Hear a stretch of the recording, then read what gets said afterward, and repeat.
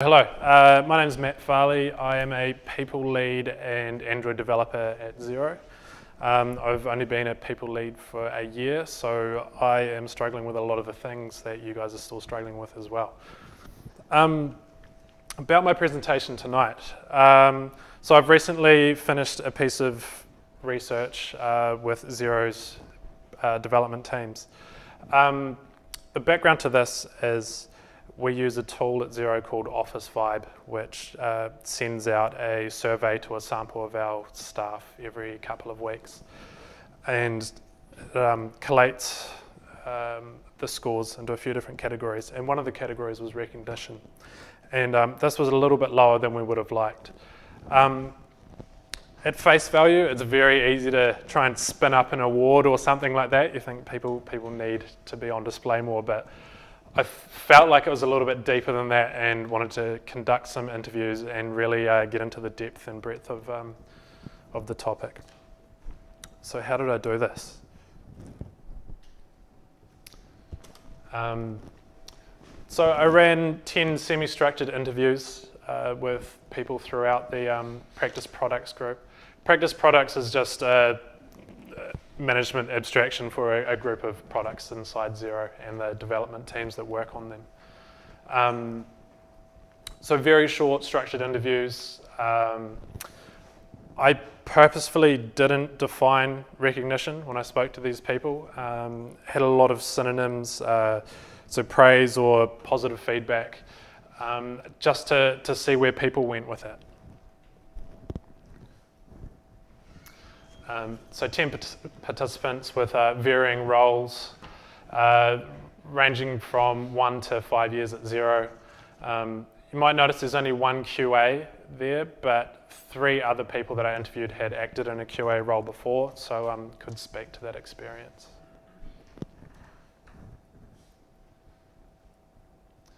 So one of the main insights that came out of this is recognition needs to come from the right person at the right time and to the right degree. So what does that mean? So the messenger matters. If they know that someone they respect has said they've done a good job, that carries a lot of weight. We all know that happy, positive person in our team, they're always really good at congratulating people on doing work, but maybe because of their consistency, it doesn't carry so much weight. And this weight or believability that is really important in the technical space, especially with our technical leaders.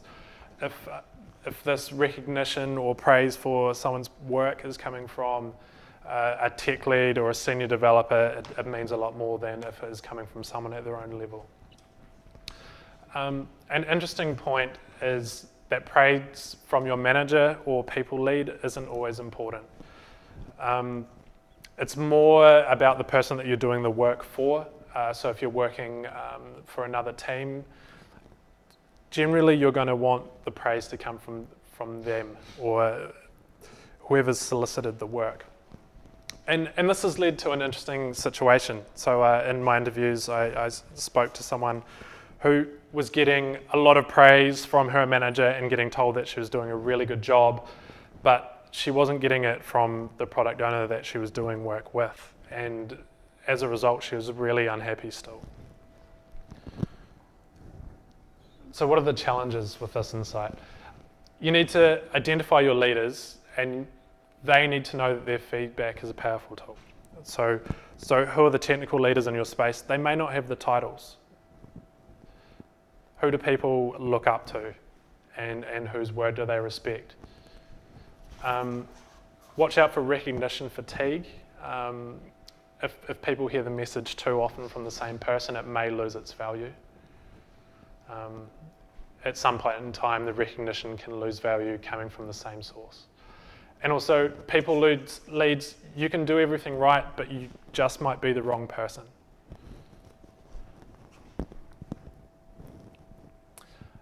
Another observation is that we need to build a culture of recognition. So the recognition that was lacking was more at the team level than the organizational level. And a lot of this was left up to individual contributors, whether or the people surrounding a worker, whether they were getting recognised for the work they did. So if a manager or another co-worker was not looking for the things they were doing, or not aware that they should be looking, they might not be getting recognised for good things. Like I mentioned before, some people are naturally good at this, and others not so much. Another thing that came up is the need for safe spaces. A quote is, "It's hard to do recognition well without a super safe environment, as it requires feedback and observant people." So even for positive things, people need to feel secure in their environment. So the challenges that come with this, challenges for Xero come from our matrix management structure. So what that means is that your manager may not direct your day-to-day work, or they may not work directly alongside you. It's more of a coaching relationship and administrative. So in Xero, managers aren't always there to see the good things that people do, so they need a culture in that pod, or their development team, for that day-to-day recognition. Another challenge is to build teams around people that bring positivity and technical leadership, that can really create that environment, that safe space. And the flip side, negativity can hinder teams' development. You can have just one person that deflates the balloon. So some examples of what good team culture looked like that came from the interviews were a safe space where everyone recognises each other's efforts, opportunity for candid conversations, and very important, always celebrate your wins.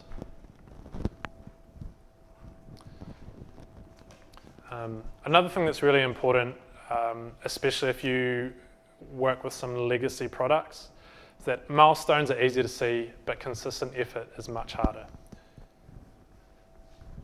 I think it's human nature to reward growth, but the value of the work that we do is also important. So you have teams that are doing this unsexy stuff, maintaining old code, but because they're not pumping out releases, they're not always getting celebrated. The releases, the 1.0s are very visible and easy to celebrate. And because of that, we tend to look towards those and celebrate them more frequently than consistent effort. A nice quote is, "You need a lot of grit to be sitting there and doing the boring jobs, looking at bad code base every day and improving it and not being able to do anything fun. You need some endurance for that." So this can apply for both teams and individuals as well. So challenges. It's easy to see progress, but you have to look for consistent contributions. Maybe look at setting some internal milestones and make your own significant events. Help your legacy teams understand how important the job is that they do. Potentially more customer stories. But like I said before, celebrate your victories.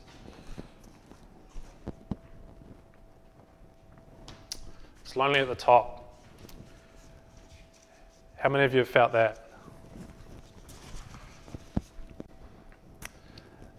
I was hearing that as you move away from being an individual contributor to starting to worry about people, you tend to get a little bit less support. So it's an inverse relationship between support and responsibility. You're less likely to receive micro recognitions from your manager. So this is the day-to-day feedback on things you're doing. And an interesting thing is that appreciation and recognition rarely flows back up the hierarchy. You're expected to do your job, and you're not really celebrated when you do it well. The kind of flip side of that is visibility. So it's hard to quantify what your managers do. They're always running to meetings. You don't ever see them sitting down doing work. So visibility is an issue there. Another interesting point that someone brought up is that it's a two-way street. So maybe the environment and the teams don't facilitate that upwards movement of praise and recognition. So leaders are not approachable enough and do not spend enough time with the teams to build a relationship and hear feedback. Also, this can depend on the culture that you've created. Again, if you're one of those individuals that is very easy with your recognition and positive feedback, you're likely to create that environment around you. And leaders, you need to support your peers because they may not be getting it from anywhere else. And it's not to say that upper management don't care, Hardy. It's more that there may be an expectation that you've risen to this level, so you're kind of big enough and ugly enough to look after yourself, or your manager is dealing with higher priority things than just people management.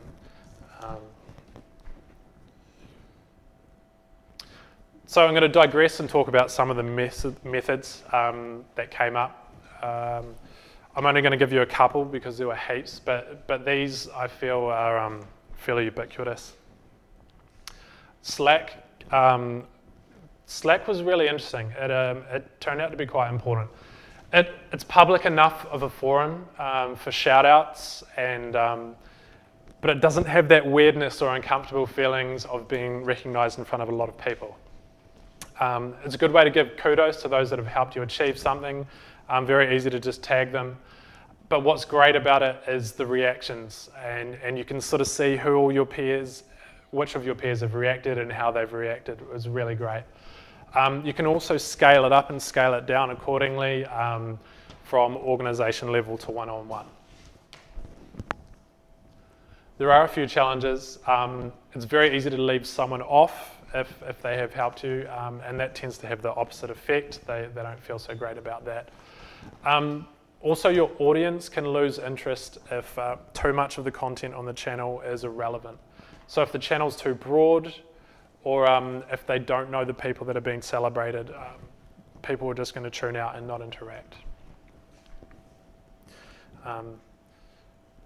This is one of my favourite methods, development opportunities. So people just want to know that they matter and are deliberately looked after or grown. So people really enjoy opportunities to grow outside their roles. Examples of this would be QAs taking on some development roles or taking on some more BA work. Quite often this does come up with QAs that I've interviewed. This is a really low-cost, high-impact way to make someone feel valued. It can be as much as inviting someone to a more senior meeting. That doesn't cost you anything, but it can have a really strong impact on it. So one person said, the opportunity is recognition of me being capable, and it made me want to do really well. So people recognize that trust that's been given to them, and they tend to run with it, which is great. Another thing I want to say about this is, in my interviews, someone told me a story. She was not having a good time at her team here in Auckland. There were no other roles available. She had just broken up with her partner. She was looking at having to move down to Wellington, but a manager had a role suitable for her just opening up in Auckland, and she got the role, and this opportunity changed her life. And I don't think the manager even realized the impact that he had on this person, but opportunities can be a really substantial way to reward people. But the challenges, the opposite is true. So uninviting someone from a forum or removing a responsibility can be interpreted as not valuing the person's contribution. Also, who gets the opportunities and who doesn't, this is a problem. And such opportunities can be quite visible within a team. Something else that comes up is the constraints of traditional roles. So when you're giving people opportunities outside of their role to grow, I mean, it's a great thing that they become more engaged, they are contributing on different levels, but becomes really hard to recognise them financially or with a title change because they don't quite fit into any other role and they've outgrown their role that they were originally hired for. And this means sometimes people can end up in limbo, say the example of a QA who's doing a lot of development work but hasn't quite got to the level for a developer job, or a BA situation.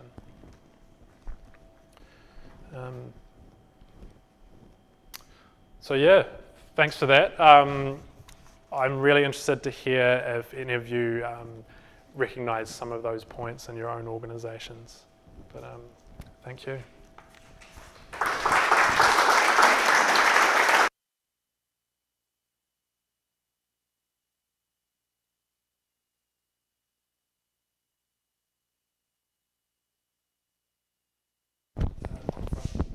Your point actually about people not wanting the awkwardness of public recognition Yes. really resonated for me. Myself as an extrovert, whenever someone first said, of course I don't want to be recognised in front of a group of people, I was like, what do you mean? Doesn't everyone love that? Which, you know, is perfect for salespeople, say, but not so much for developers or... No. Yeah. Exactly the opposite you might find. So yeah, I mean, what are your observations on getting the right recognition for different personality types? Well, that's it, right? Different people like different things. And also, it's really hard because they won't straight out tell you what they want, or that they don't know what they want. There are a few interesting points that came up with regards to promotions and titles and things like that, where they matter, but people won't directly come out and say that they matter. So with regards to pinpointing preferences of how people like to be recognised, it's so personal. It's really hard to apply a blanket solution. Yeah, thanks.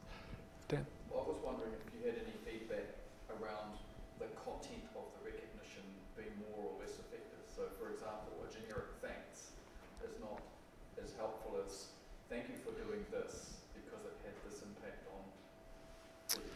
No, I didn't dig into to that. So you're referring to like a situation, behaviour, impact sort of. Yeah, I mean, there was no observation that there was a variation in effectiveness of feedback. Yeah.